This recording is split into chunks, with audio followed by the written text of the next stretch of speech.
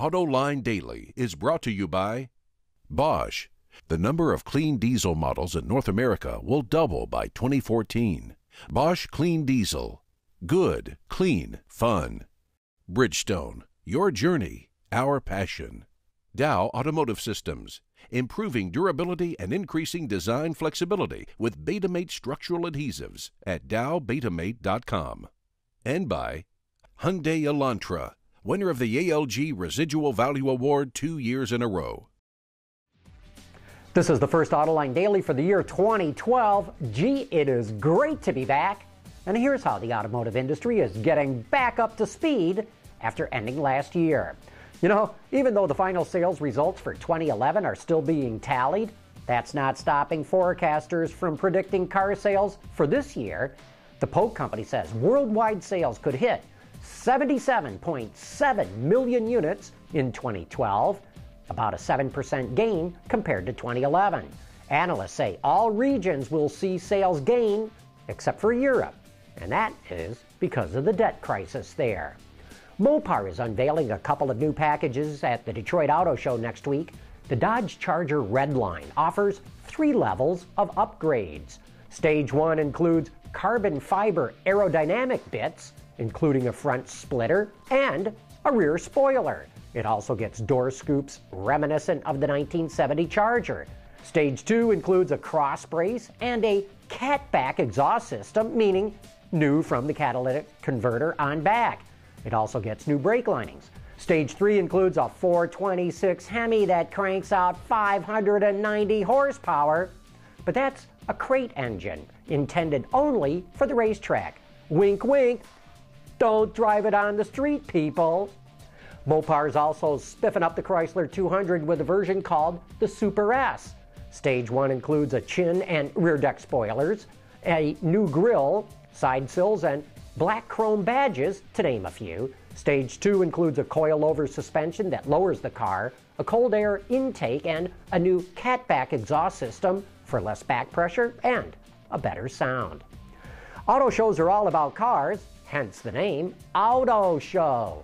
But toolmaker Craftsman will participate at next week's NAIAS in Detroit. No, it's not revealing a new line of wrenches or sockets. Nope, it's taking the wraps off its latest premium lawn tractors. Look for the CTX series, along with the latest Ford Fusion, Dodge Dart, and BMW 3 Series.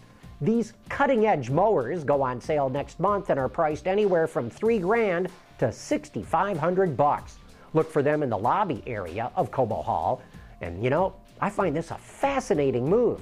I've never heard of a tractor being revealed at an auto show before. In an effort to expand its business in growing markets, French supplier Vallejo just acquired an 80% stake in Chinese automaker Chery's lighting unit. The joint venture will design, manufacture, and sell lighting products mainly for Chery vehicles in China.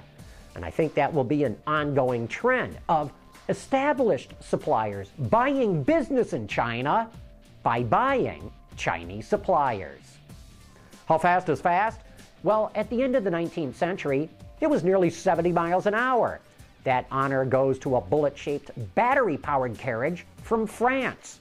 A few years later, Henry Ford's 999 Racer clocked in at almost 92 mph.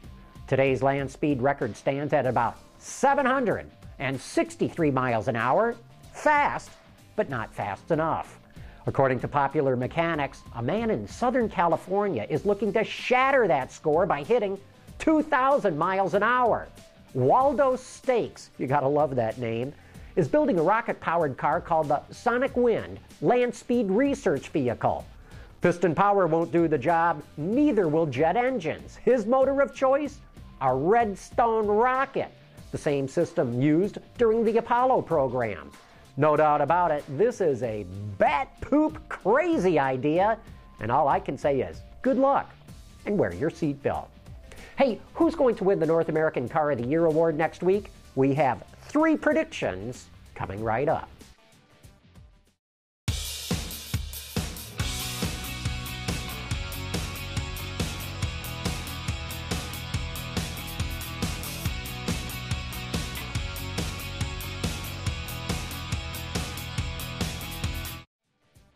The North American Car of the Year will be announced next week, so I asked 2 of the jurors on that jury to make their predictions. Lindsay Brooke of Automotive Engineering and Drew Winter of Ward's Auto are making their predictions of who's going to win the Car of the Year. We've got 3 finalists for the Car of the Year, North American Car of the Year: the Ford Focus, the Hyundai Elantra, and the Volkswagen Passat. Drew, which one do you think the jury's going to go with? The Passat. I'm fearful that we're all going to get this wrong maybe when it all comes out, but I really enjoyed the Passat. Represents another big risk on the part of Volkswagen. Yanked $7,000 out of the price, delivered a vehicle that's bigger, delivers outstanding fuel economy with the diesel, and I just think it's a tremendous package. Big risk that is going to pay off for Volkswagen. And how do you see it, Lindsay? I think the jury might come down on Elantra. I've just had that kind of strange feeling, but I agree with you guys on Passat. They've created a real American car. I mean, this car is kind of like a Cutlass was back in the 70s. You know, it's roomy. It's got an IP that's a very, kind of straight-lined American IP in it.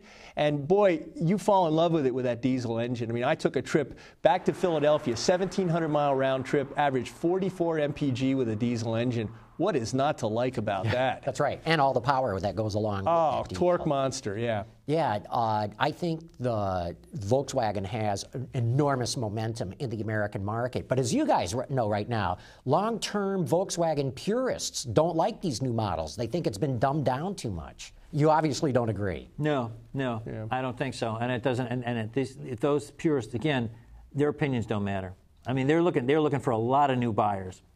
Lindsay, a couple of other small cars that were on the list did not make it to the finalists. Fiat 500, Scion IQ. Why not? I don't think America is ready yet for super cute cars, uber cute cars, you know. If this was the North American Cute Car of the Year award, they'd be on the finalist list. Two short wheelbase cars that really have pretty unspectacular fuel economy. And as we found out with the 4.2, the Smart 4.2, Smart was looking for parking variances in Ann Arbor and Madison and Berkeley, et cetera, New York City. And they didn't get them. I mean, really, what is the reason to buy a car that's that small at this point? If it was a 60 mpg proposition, I think they'd be flying out the door. 38 with the 500, 38. I mean, come on, you can get any number of larger, more feature-laden cars for that sort of efficiency. Well, listen to what you just said, 44 miles per gallon in the Passat, which is twice as big as those cars. I love the IQ as a design statement. It's cool. It's got so much stuff to look at. It drives pretty well as a little runabout, but Americans aren't ready for runabouts yet. Well, there's nothing wrong with those 2 cars that $5 a gallon gas won't cure. Yeah. If it gets to that again. And it probably will, but will it stay there? Because that's the problem. We see, gas spikes and everybody runs to small cars, and then gasoline prices go back down to normal and everyone runs to big SUVs again. Yeah, it's not even so much the price, it's the fear, it's the paranoia and fear of where they're going to go. And when we get a few months or a couple of years of peace in the Middle East or relative, not a lot of violence, then suddenly everybody forgets. Well, we'll know this Sunday, or Monday, I should say, coming up, what is going to be the North American Car of the Year. We'll see if we've got it right. You guys both said the Passat. I'll go with the Elantra, even though you said it might be that one too, but we'll find out soon. On tomorrow's show, we'll get into our predictions for the North American Truck of the Year award. And then tonight, don't forget to join us for Open Line, the show where you get to join in.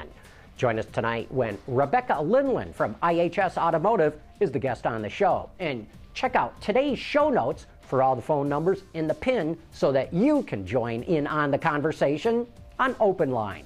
And then don't forget to join us Thursday night for Autoline After Hours. We'll have Bill Perkins, the chairman of this year's Detroit Auto Show, and Rod Alberts from the Detroit Auto Dealers Association talking about all the changes they're making for this year's show.